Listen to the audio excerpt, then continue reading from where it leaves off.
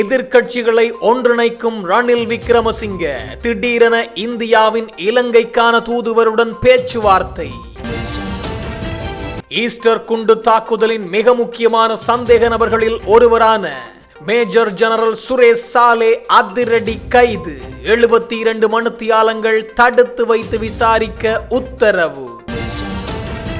சுரேஷ் சாலேவை கைது செய்தது மிக பெரும் தவறு. இந்த அரசாங்கம் மிக பெரும் தவறை இழைத்து விட்டது. கடுமையாக கொந்தளிக்கும் அலி ஜப்ரி. விடுதலை புலிகளை மகிழ்ச்சிப்படுத்தவே அரச புலனாய்வு பிரிவின் முன்னாள் பிரதானி சுரேஷ் சாலே கைது செய்யப்பட்டுள்ளார். இந்த அரசாங்கமும் புலிகளும் ஒன்றுதான், கடுமையாக பேசிய உதய கம்மன்வெல. முன்னாள் ஜனாதிபதி மஹிந்தவின் மகன் ஜோசித ராஜபக்ச வழக்கில் இருந்து அவரது பாட்டி டைசி பொரஸ்ட் விடுதலை. விடுதலை புலிகள் தோற்கடிக்கப்பட்டாலும் அவர்களது சித்தாந்தம் இன்னும் உயிர்ப்போடே இருக்கின்றது. அதனாலேயே நாமல் ராஜபக்சவை விரட்டி அடித்தார்கள். நாமல் ராஜபக்சவுக்கு ஆதரவாக பேசிய சஞ்சீவ எதிர்மன. ஈஸ்டர் ஞாயிறு பயங்கரவாத தாக்குதல்கள் தொடர்பான விசாரணைகள் தொடர்பாக அரச புலனாய்வு சேவையின் முன்னாள் பணிப்பாளர் ஓய்வு பெற்ற மேஜர் ஜெனரல் சுரேஷ் சாலே நேற்று காலை குற்றப்புலனாய்வு துறையால் கைது செய்யப்பட்டார். அதன்படி குற்றப்புலனாய்வு துறையின் தடுப்பு உத்தரவின் கீழ் அவர் 72 மணி நேரம் விசாரிக்கப்படுவார் என்று காவல்துறையினர் தெரிவித்தனர்.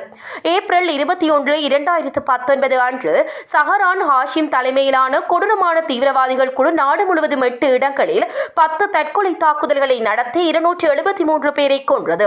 நவ்பர் மௌலவி உட்பட 25 பிரதிவாதிகளுக்கு எதிராக குற்றப்பத்திரிகை பின்னர் தொடர் தாக்குதல்கள் குறித்த விசாரணைகள் தொடங்கப்பட்டன.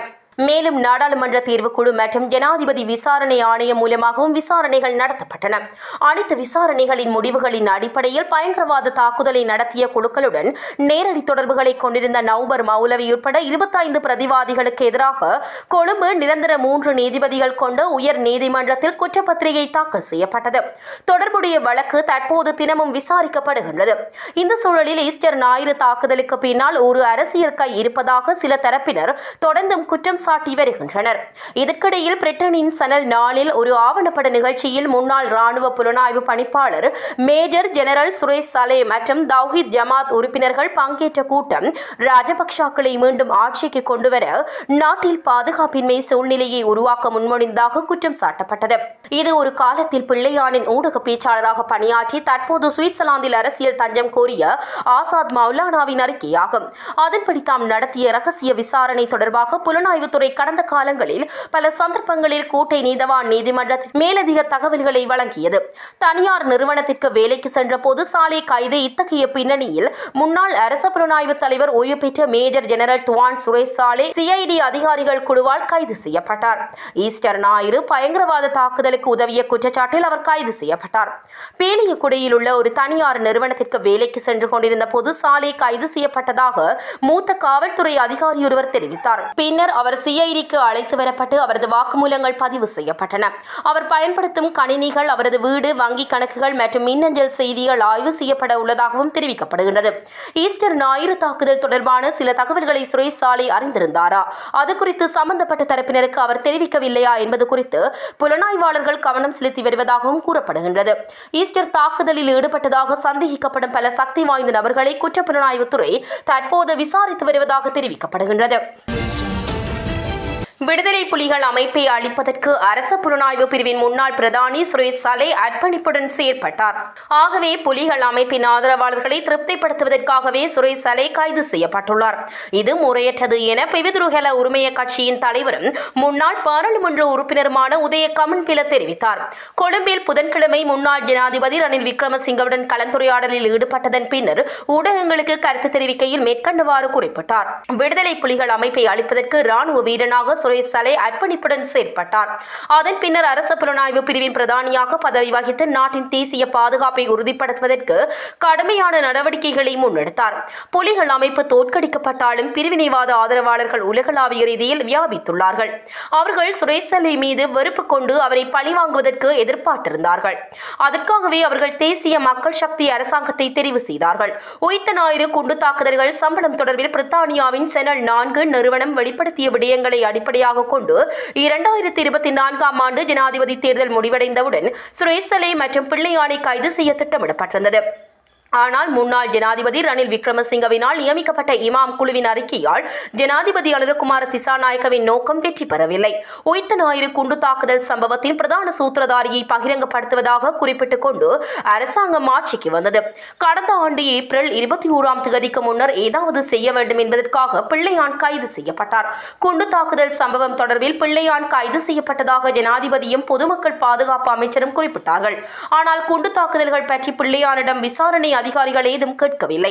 எதிர்வரும் ஏப்ரல் மாதம் 21ஆம் தேதிக்கு முன்னர் உயிர்த்த ஞாயிறு குண்டு தாக்குதல் சம்பவத்துடன் தொடர்புபடுத்தி ஏதேனும் செய்ய வேண்டும் என்பதற்காக அரசு புலனாய்வு பிரிவின் முன்னாள் பிரதானியாக சுரேஷ் சலே தற்போது கைது செய்யப்பட்டுள்ளார். விடுதலை புலிகள் அமைப்பின் ஆதரவாளர்களை திருப்திப்படுத்தும் செயற்பாடாகவும் இதனை பார்க்கலாம் என்றார். முன்னாள் ஜனாதிபதி மஹிந்த ராஜபக்ஷவின் மகன் யோசித்த ராஜபக்ஷவின் பாட்டியான டெய்சி போரஸ்டை பண மோசடி தடுப்புச் சட்டத்தின் கீழ் குற்றம் சாட்டப்பட்டிருந்த வழக்கிலிருந்து விடுவிக்குமாறு நீதிமன்றம் தீர்ப்பளித்துள்ளது. கொழும்பு மேல் நீதிமன்றம் இந்த உத்தரவை பிறப்பித்துள்ளது. பிரதிவாதியான டெய்சி போரஸ்ட் வழக்கின் விசாரணைகளை எதிர்கொள்ளக்கூடிய தகுதியான மனநிலையில் இருக்கின்றாரா என்பது தொடர்பில் கொழும்பு சட்ட வைத்திய அதிகாரி ஊடாக கோரப்பட்டிருந்த விசேட மனநல மருத்துவ அறிக்கையை பிரதி சொலிசிட்டர் ஜெனரல் ஜனக பண்டார இன்று நீதிமன்றத்தில் சமர்ப்பித்தார். குறித்த பிரதிவாதி விசாரணைகளை எதிர்கொள்ளும் வகையில் ஆரோக்கியமான மனநிலையில் இல்லை என அந்த மருத்துவ அறிக்கையில் பரிந்துரைக்கப்பட்டுள்ளதாக அவர் நீதிமன்றத்தில் சுட்டிக்காட்டினார். முன்வைக்கப்பட்ட மருத்துவ ஆதாரங்கள் மற்றும் விடயங்களை ஆராய்ந்த நீதிபதி டெய்சி போரஸ்டிக்கு எதிராக தாக்கல் செய்யப்பட்டிருந்த அனைத்து குற்றச்சாட்டுகளிலிருந்தும் அவரை விடுவிப்பதற்கு உத்தரவிடப்பட்டுள்ளது. இதன்படி டெய்சி போரஸ்ட் வழக்கிலிருந்து விடுவிக்கப்பட்டுள்ளதுடன் யோசித்த ராஜபக்ஷவிற்கு எதிரான வழக்கு விசாரணைகள் தொடர்ந்து முன்னெடுக்கப்படவுள்ளமை குறிப்பிடத்தக்கது. முன்னாள் அரச புலனாய்வு பிரிவின் பிரதானி ஓய்வு பெற்ற மேஜர் ஜெனரல் சுரேஷ் சலே கைது செய்யப்பட்டதை தொடர்ந்து தேசிய பாதுகாப்பு நிறுவனங்களை அரசியல் ஆதாயத்திற்காக ஒருபோதும் குறைமதிப்பிற்கு உட்படுத்தக்கூடாது என முன்னாள் அமைச்சர் அலி சப்ரி எச்சரிக்கை விடுத்துள்ளார்.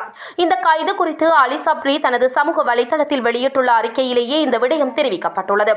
அந்த அறிக்கையில் தமிழீழ விடுதலை புலிகளின் புலனாய்வு வலையமைப்பை அகற்றுதல், தமிழ்ச்செல்வன் உள்ளிட்ட சிரேஷ்ட தலைவர்களை குறிவைக்க வழிவகுத்த உளவுத்துறை நடவடிக்கைகள் மற்றும் குமரன் பத்மநாதன் கைது செய்யப்பட்டதில் தொடர்புடைய முயற்சிகளுடன் பரவலாக செயற்பட்ட அதிகாரியான மேஜர் ஜெனரல் சுரேஷ் சலே கைது செய்யப்பட்டிருப்பது நமது தேசிய சிந்தனை எந்த திசையில் செல்கின்றது என்பது குறித்து கடுமையான கவலைகளை எழுப்புகின்றது. சுரேஷ் சலே உள்ளிட்டவர்கள் ஒரு காலத்தில் மிகவும் ஆபத்தான நாட்களில் நாட்டை பாதுகாக்க தங்கள் உயிரை பணயம் வைத்த அதிகாரிகள். இன்று அதே நபர்கள் ஆதாரங்களால் குறைவாகவும் போட்டி கதைகளால் அதிகமாகவும் வடிவமைக்கப்பட்ட ஒரு அரசியல் போர்க்களத்திற்குள் இழுக்கப்படுகின்றார்கள் என்று பலர் நினைக்கின்றார்கள். எந்த ஒரு ஜனநாயகத்திலும் சட்டத்தின் கீழ் பொறுப்பு கூறல் அவசியம். ஆனால் அது நியாயமாகவும் கட்டுப்பாடுடனும் நிறுவன ஒருமைப்பாட்டிற்கான மரியாதையுடனும் தொடரப்பட வேண்டும். உயிர்த்த ஞாயிறு துயரம் பாதிக்கப்பட்டவர்களுக்கு நீதி மற்றும் தேசிய பாதுகாப்பை மையமாக கொண்ட ஒரு தொழில்முறை ஆதார அடிப்படையிலான விசாரணைக்கு தகுதியானது. அதற்கு பதிலாக நாம் பெருகிய முறையில் காண்பது என்னவென்றால் ஒரு சிக்கலான விசாரணையை ஒரு பொது காட்சியாக மாற்றுவதாகும். FBI மற்றும் அமெரிக்க அதிகாரிகளின் விரிவான ஈடுபாடு உட்பட சர்வதேச ஒத்துழைப்பு விசாரணைகள் வழக்குகள் மற்றும் உதவிகளுடன் ஏற்கனவே நடந்துள்ளன. இந்த நிலையில் வெளிப்புற கூட்டாளிகள் கூட மேலும் விசாரணைகள் அர்த்தமுள்ள புதிய விளைவுகளை தராது என்று சுட்டிக்காட்டும் போது பக்கசார்பான ஆதாயத்திற்காக இந்த பிரச்சனையை தொடர்ந்து ஆயுதமாக்குவது இலங்கையின் நம்பகத்தன்மை மற்றும் நீண்டகால பாதுகாப்பு நலன்களுக்கு சேதம் விளைவிக்கும் அபாயம் உள்ளது. அரசியல் போட்டிகளில் தேசிய பாதுகாப்பு நிறுவனங்கள் இணை சேதமாக மாற முடியாது. ஒரு காலத்தில் நாட்டை பாதுகாத்த அதிகாரிகளை குறைமதிப்பிற்கு உட்படுத்துவது தற்காலிக அரசியல் நன்மையை வழங்கக்கூடும். ஆனால் அது ஆயுத படைகளுக்குள் மன உறுதியை பலவீனப்படுத்துகிறது மற்றும் தேசத்தை பாதுகாக்கும் பணியில் உள்ளவர்களுக்கு ஒரு தொந்தரவான சமிக்ஞையை அனுப்புகின்றது. இலங்கை உண்மை மற்றும் நீதியை பின்பற்ற வேண்டும். ஆனால் சட்டம், சான்றுகள் மற்றும் பொறுப்பான தலைமை மூலம் தவறாக வழிநடத்த அல்லது பிரிக்க வடிவமைக்கப்பட்ட நாடகங்கள் மூலமல்ல.